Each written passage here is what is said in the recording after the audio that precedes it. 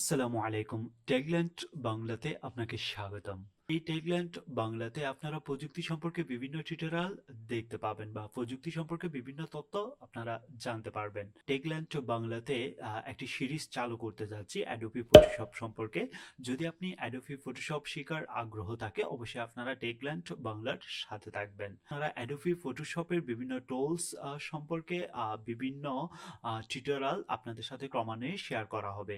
তো আপনারা যদি টেকল্যান্ড বাংলা চ্যানেলটি সাবস্ক্রাইব করে না থাকেন অবশ্যই চ্যানেলটি সাবস্ক্রাইব করে আমাদের সাথে থাকবেন।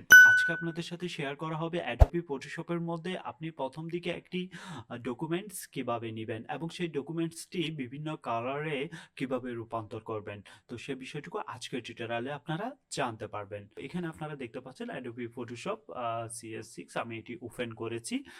এর পরবর্তী আপনারা জাস্ট নতুন একটি ডকুমেন্ট নেওয়ার জন্য জাস্ট আমি এখানে ফাইল অপশনটি উপরে যে ফাইল অপশনটি দেখতে পাচ্ছেন এটিতে ক্লিক করবেন। ক্লিক করার পর এখানে আপনারা দেখতে পাচ্ছেন নিউ অপশনটি।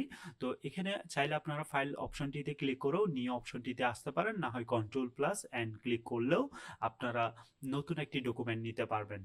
তো আপনি কোন সাইজের ডকুমেন্ট নিতে চাচ্ছেন সে বিষয়টুকু এখানে শো করবে। তো জাস্ট আমি এখানে অনেকগুলি আপনারা এখানে দেখতে পাচ্ছেন। এখানে ডিফল্ট ফটোশপ সাইজ, তারপর ইউএস পেপার, তারপর international paper, photo, web, mobile and device, film and video, এই ধরনের অনেকগুলো বিষয় দেখতে পাচ্ছেন।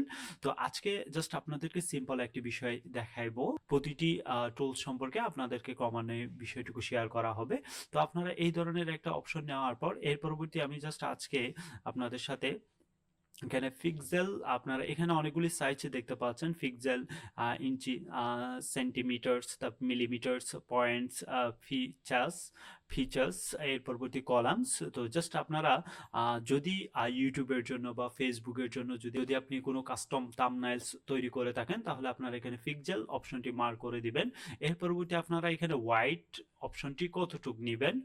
তো এখানে আপনারা যে হোয়াইট যে অপশনটি দেখতে পাচ্ছেন, তো এখানে আমি 1280 উল্লেখিত করে দিচ্ছি। এর পরবর্তী হাইট অপশনটি আমি এখানে 720 উল্লেখিত করে দিচ্ছি। তো এই অংশটুকু মার্ক করার পর বাকি অংশটুকু আপনাদেরকে কিছুই করতে হবে না, এখানে যা যা ডিফল্ট আছে সেটি ঠিক থাকবে। এর পরবর্তী আপনারা এখানে ওকে অপশনটি ক্লিক করে দিবেন। এখন আপনারা দেখতে পাচ্ছেন নতুন একটি ডকুমেন্টস এখানে ওপেন হয়েছে।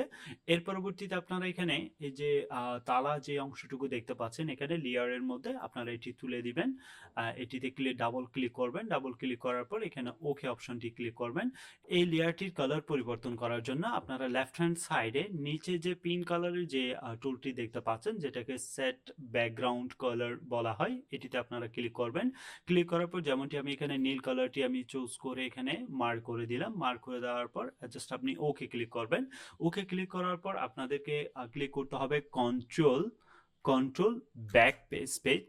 কন্ট্রোল ব্যাক স্পেস ক্লিক করার পর এই কালারটি পরিবর্তন হয়ে যাবে। একই সেম নিয়মে এই টুলসে ক্লিক করে জাস্ট আপনি এখানে এটিতে ক্লিক করে আবার একই সেম নিয়মে জাস্ট কন্ট্রোল ব্যাক স্পেস এটিতে ক্লিক করবেন। ক্লিক করার সাথে সাথে এই কালারটি পরিবর্তন হয়ে যাবে।